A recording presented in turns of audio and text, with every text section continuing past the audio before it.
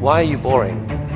Yeah, I ask myself that frequently. A lot of people dreaming about future cities, they imagine that the solution is sort of flying cars, drones, etc. You go above ground. Trying to dig a hole under LA, a 3D network of tunnels to alleviate congestion. I think one of the most soul-destroying things is traffic. It takes away so much of your life. It's horrible. There's no speed limit here, so we're designing this to be able to operate at 200 kilometers an hour, about 200 kilometers an hour, or about 130 miles per hour. There's no real limit to how many levels of tunnel you can have. So you can go much further deep than you can go up. The deepest mines are much deeper than the tallest buildings are tall. I mean, you started Tesla with the goal of persuading the world that electrification was the future of cars. Yeah, across the country from LA to New York by the end of the year, fully autonomous.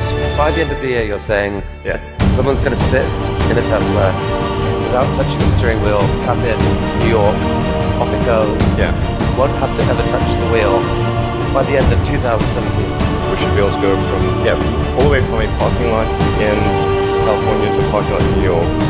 No controls touched at any point during the entire journey. So this is allowing you to dream of this really ambitious idea of sending many people to Mars in 10 or 20 years time, I guess. Yeah. In the next 20 years. And you designed this outrageous rocket to do it. Help us understand the scale of this thing. Well, visually, you can see that's person, the thrust equivalent of 120 747s with all engines blazing.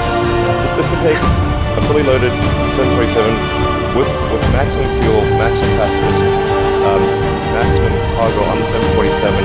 This can take it as cargo. You presented recently this interplanetary transport system. This is a scene you picture what in 30 years time, 20 years time? 8 to 10 year time frame. Aspirationally, that's our target. Our internal targets are more aggressive, but I think this vehicle seems quite large, and is large by comparison with other rockets. The future spaceships will be truly enormous.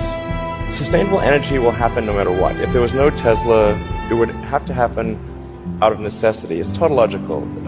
If you don't have sustainable energy, it means you have unsustainable energy. Eventually, you'll run out, and the laws of economics will drive civilization towards sustainable energy inevitably. The fundamental value of a company like Tesla is the degree to which it accelerates the advent of sustainable energy faster than it would otherwise occur. In 1969, we were able to send somebody to the moon. Then we had the space shuttle. The space shuttle could only take people to low Earth orbit. Then the space shuttle retired, and the United States could take no one to orbit. So that's the trend. The trend is down to nothing. This is not. People are mistaken when they think that technology just automatically improves. It does not automatically improve. It only improves if a lot of people work very hard to make it better. And actually, it will, I think, by itself degrade, actually. Look at the future from a standpoint of probabilities. It's like a branching stream of probabilities. And there are actions that we can take that affect those probabilities, or that accelerate one thing or slow down another thing, introduce something new to the probability stream. That's that in your mind you dream this stuff. You dream stuff that no one else would dare dream, or no one else would be capable of dreaming at the level of complexity that you do. The fact that you do that, Elon Musk, is a really remarkable thing. It's important to have a future that is inspiring and appealing. I mean, I just think that there have to be reasons that you get up in the morning and you want to live. Why do you want to live? What's the point? What inspires you? What do you love about the future?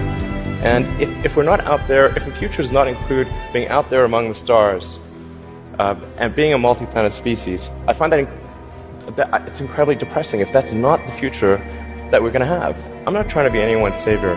That is not I'm just trying to think about the future and not be sad. You'll tell me if it ever starts getting genuine.